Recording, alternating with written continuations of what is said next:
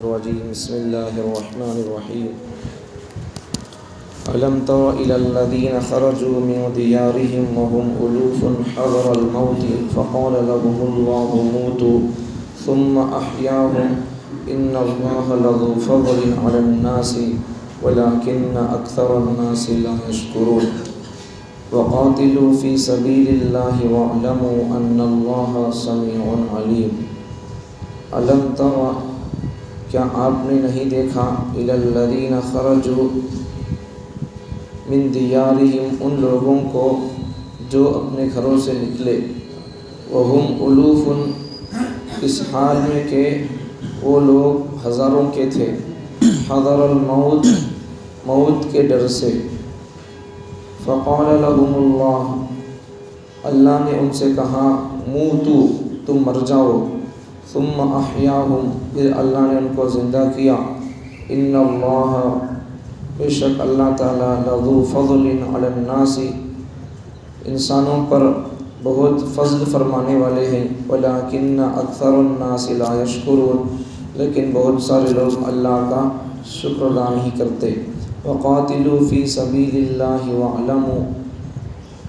اور اللہ کے راستے میں جنگ کرو وَعْلَمُوا اور جان لو ان اللہ بے شک اللہ تعالیٰ سمیع علیم سننے والا اور جاننے والا ہے کیا تم نے ان لوگوں کا نہیں دیکھا جو اپنے گھروں سے موت کے ڈر سے نکلے حالانکہ وہ لوگ ہزاروں کے تھے اللہ نے ان سے کہا کہ تم مر جاؤ پھر اللہ نے ان کو زندہ کیا بے شک اللہ تعالیٰ انسانوں پر بڑے فضل فرمانے والے لیکن اکثر لوگ اللہ کا شکر ادا نہیں کرتے اللہ کے راستے میں جنگ کرو اور یقین رکھو کہ اللہ تعالیٰ سننے والا اور جاننے والا ہے اس آیت میں پہلی بات کیا تم نے ان لوگوں کو نہیں دیکھا جو اپنے گھروں سے موت سے بچنے کے لیے نکلے تھے حالانکہ وہ ہزاروں کی تعداد میں تھے دوسری بات اللہ نے ان سے کہا کہ تم مر جاؤ پھر اللہ نے ان کو زندہ کیا تیسری بات بے شک اللہ تعالیٰ انسانوں پر بڑے فضل فرمانے والے ہیں لیکن اکثر لوگ اللہ کا شکر ادا نہیں کرتے چوتھی بات اللہ کے راستے میں جنگ کرو پانچویں بات اور جان لو کہ اللہ تعالیٰ سننے والا جاننے والا ہے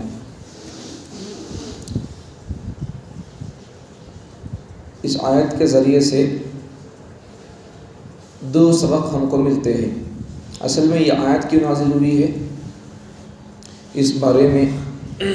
حضرت مولانا مفتی تقی عثمانی صاحب پڑوسی ملک پاکستان کے بلکہ پوری دنیا کے جانی مانی شخصیت ہیں پوری دنیا میں ان کا فتویٰ چلتا ہے ان کی بات چلتی ہے تو حضرت مفتی تقی عثمانی صاحب اپنے آسان ترجمہ قرآن میں اس آیت کے ذریعے لکھتے ہیں کہ یہ آیت کب نازل ہوئی ہے کون سی قوم کے لیے نازل ہوئی ہے اس بارے میں تو قرآن خاموش ہے قرآن اس کی تفصیل بیان نہیں کر رہا ہے اس لیے کہ قرآن مجید تاریخ کی کتاب نہیں ہے قرآن مجید انسانوں کو سبق سکھانے کی کتاب ہے یہ مفتی تقی عثمانی صاحب دامت برکاتہم کا کہنا ہے لیکن دوسری کتابوں کے اندر کچھ تفصیل مل گئی ہے اور حضرت کی کتاب کے اندر بھی کچھ تفصیل مل گئی ہے لیکن واقعہ کب پیش آیا وہ تفصیل نہیں ہے لیکن واقعہ یہ ہے یہ قوم کے بارے میں بعض کتابوں میں لکھا ہے کہ وہ بنی اسرائیل کی قوم تھی بنی اسرائیل ایک بستی میں آباد تھی کم سے کم 10,000 تھے 10,000 لوگ ایک بستی کے اندر آباد تھے اب ہوا کیا دو باتیں ایک یا تو دشمن سے مقابلہ کرنا تھا جنگ کرنا تھا دوسری بات یا تو اس گاؤں کے اندر وبا آ گئی تھی کوئی وائرس آ گیا تھا بیماری آ گئی تھی طاعون کی بیماری آ گئی تھی دو باتیں ہو سکتی کون سی بات ہو چاہے دشمن سے مقابلہ کرنا ہو یا پھر بیماری آ گئی ہو جو بھی بات ہو لیکن ان لوگوں نے کیا کیا اپنے گھروں کو چھوڑ کر یا کسی دوسرے میدان میں چلے گئے جو میدان دو پہاڑوں کے بیچ میں تھا وہاں جا کر پناہ گزین ہو گئے وہاں جا کر یہ لوگ رہنے لگے کئی کو چلے گئے گھر سے گھر میں ہے تو موت آتی ہے کہ بول کر چل گئے، سو گاؤں میں دیکھا تو بیماری ہے، تعاون کی بیماری ہے، یہاں تو ہمیں مر جاتی کہ بول کر ڈر موت کی ڈر سے کیا کر دیے، گھروں کو چھوڑ کر چلے گئے. گھر چھوڑ کر چلے گئے تو شاید ہمیں موت سے بچ سکتے ہیں، یہ سوچ کر چلے گئے. اب وہاں دو طرف سے پہاڑ تھا، بڑی کھلی جگہ تھی، 10,000 کی آبادی یا کچھ لوگ وہاں رہ سکتے تھے. تو وہاں جانے کے بعد اللہ تعالیٰ نے 2 فرشتوں کو اس کنارے کے طرف ایک فرشتے کو، اس کنارے ایک فرشتے کو اللہ بھیجا اور ان سے کہلوایا کہ ان سے کہہ دو موتو، تم سب کے سب مر جاؤ. اللہ نے ان کو مار دیا. اب پھر اللہ نے کیا کیا ان کو، ثم احیاہ فقال لهم اللہ، اللہ نے کہا فرشتوں کے ذریعے سے. اللہ بولے تو اللہ بولے سے ہمارے پاس سننے کی طاقت کہاں ہے انسانوں کے پاس؟ اللہ بولے کا مطلب اللہ تعالیٰ فرشتوں کے ذریعے سے اللہ بولنے لگایا. فرشتے آ کر بول دیے موتو، تم مر جاؤ، اور سب لوگ مر گئے. پھر اللہ ان کو زندہ کیا، ثم احیاہم، پھر اللہ ان کو زندہ کیا. اب یہاں کیا ہوا، اب انہوں مر گئے. مر جانے کے بعد کیا ہوا، مر جانے کے بعد پورا کیا ہونا تھا سب ہو گئے. کچھ عرصے کے بعد وہاں سے ایک پیغمبر کا گزر ہوا. ان کا نام آتا ہے حضرت حزقیل علیہ السلام، حزقیل یا حزقیل بہرحال. تو پیغمبر تھے، بنی اسرائیل میں سے تھے. تو وہ حضرت حزقیل علیہ السلام وہاں سے ان کا گزر ہوتا ہے. دیکھتے ہیں لوگوں کی لاشیں پڑی ہوئی ہیں، مردے پڑے ہوئے ہیں، اور وہ بالکل ریزہ ریزہ ہو گئی ہیں، چکنا چور ہو گئی ہیں. تو ان کے دل کے اندر خیال آیا کیا ایسا ہو گیا، عجیب ماجرا ہے. اللہ سے دعا کرتے ہیں. تو پھر اللہ سے دعا کرنے کے بعد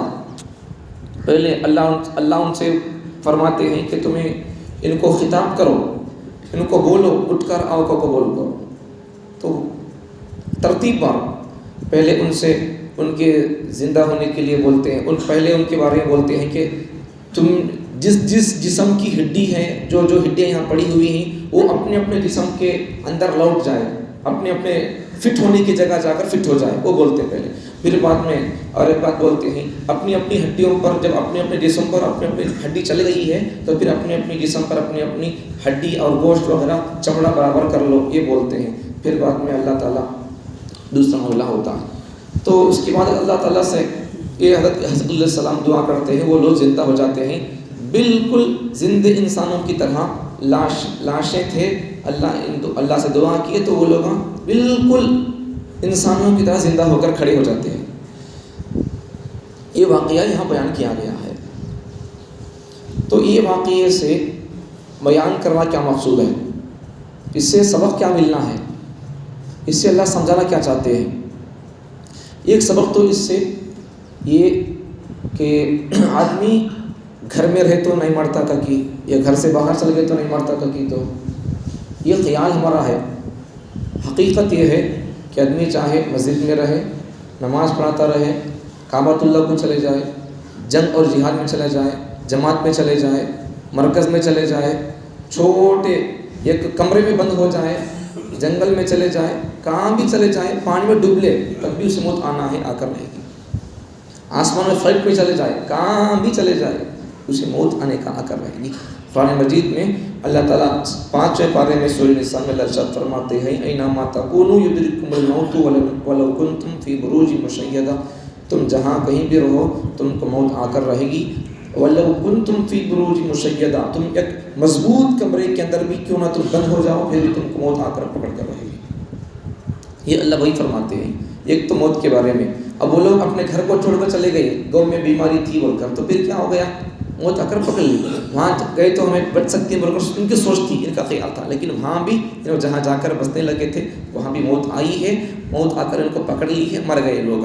ایک بات تو یہ موت آ کر رہے گی. دوسرا سبق اس کے ذریعے سے اللہ کیا سمجھنا چاہتے ہیں، دوسرا سبق اس کے ذریعے سے یہ کہ موت کے بعد اللہ دوبارہ زندہ کریں گے، یہ اللہ سمجھنا چاہتے ہیں. اب اللہ تعالیٰ جن لوگوں کو موت کے بعد اللہ زندہ کیسا کر سکتا ہے، کیسا زندہ ہو سکتے ہیں، ہمیں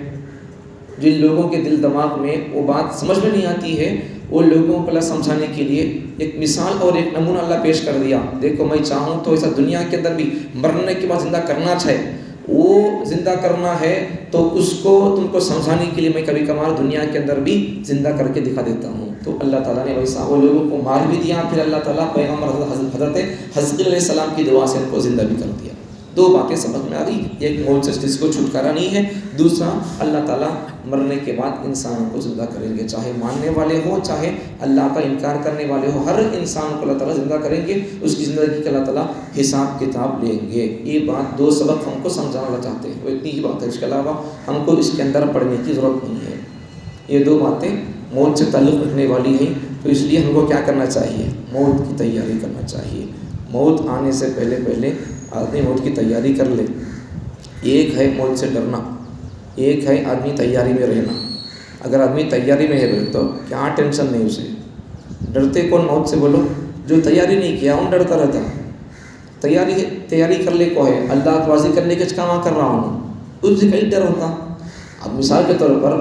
ہمارے گھر کو کون تو بھی حکومت کا کوئی آفیسر آ رہا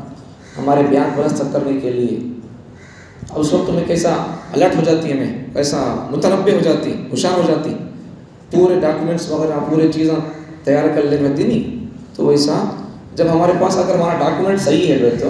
ہمارے دکان کا، ہمارے آفس کا، جنگل کا پن بن رہی، نل کا پن بن رہی، گھر کا پن بن رہی، سب ہمیں پرفیکٹ ہے، ہمارا حساب کتاب سب لکھو ہے، روز کا مہینے کا لکھے سو بنے سو، کرنٹ بل کی ہمارے پاس چٹیاں سب موجود ہے، سب بن رہی، چوری کی کیا بھی نہیں کر رہے، تو ہمارے کو ڈر کیا ہوتا؟ کبھی بھی آؤ آفس، ہمیں آفیسروں کو بول سکتی صاحب تمہیں کبھی بھی آؤ، 24 گھنٹے میں ہماری دکان کا، ہمارے جنگل کا، ہمارے گھر کا سب ہمیں تم کو دکھائیں گے، پن وغیرہ بنتے سو وغیرہ ہمیں بول سکتی، دکھا سکتی۔ اب جن کے پاس جو آدمی ڈباتا رہتا ہے یا پھر اس کے پاس اس کے ڈاکیومنٹ صحیح نہیں ہے، تو پھر آدمی کیا کرے گا؟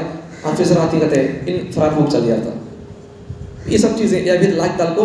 کہاں تو چلی جاتا ہے، نہیں بول کر بول ڈالو، بیمار ہے بول کر بول ڈالو، ہاسپٹل ایڈمٹ ہے بول کر بول ڈالو، ہارٹ اٹیک ہے بول کر بول ڈالو، یہ سب بہانے ہوتے ہیں۔ اگر اس کے پاس اس کا ڈاکیومنٹ صحیح نہیں ہے تو یہ سب بہانے بولنا پڑتا، اگر اس کے پاس تیاری ہے تو پھر کیا ہوگا؟ تو وہی مثال ہے، اگر ہمارے پاس اعمال ہیں، قرآن کے احکامات پر عمل ہے، تو پھر ہمارے کو ڈرنے کی ضرورت نہیں ہے۔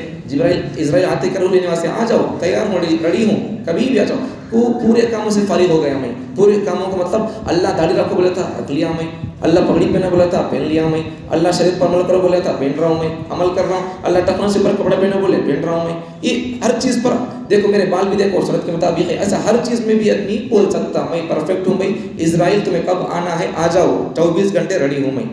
ایسا بھی بول سکتا، ریڈی رہتا۔ تو اس لیے موت کی تیاری کرنا چاہیے۔ موت کے بعد اللہ کو ہماری زندگی کے حساب دینا پڑے گا، داڑھی نہیں ہے تو پھر رکھنا پڑے گا، نہیں تو اللہ پوچھیں گے میں تجھے رکھو بول کر بتا تو کہیں کو نکال دیا، اللہ یہ امانت ہے ہماری، یہ رکھنا پڑے گا، تو پھر شریعت پر دین پر عمل کرنا پڑے گا۔ موت کے بعد ایک تو مرنے کا پیغام ہے، مرنا ہے، موت کی تیاری کرنا ہے، دوسرا پیغام ہے مرنے کے بعد پھر زندہ ہونا ہے۔ اس لیے موت کے بعد اگر ہم کو جنت ملنا ہے، آرام راحت سکون ملنا ہے، تو اس کے لیے مرنے سے تو چھٹکارا نہیں ہے، اس لیے کیا کرنا ہے؟ مرنا چاہے کیوں بھی ہے، نافرمانی کرو، فرما برداری کرو، مرنا چاہیے، تو اس لیے کیا کرو؟ اللہ تعالیٰ ہم تمام کو میسیج دے رہے ہیں کہ تمہیں اگر برے کام کر کو مرے گے تو پھر ٹھکانہ برا ہوگا،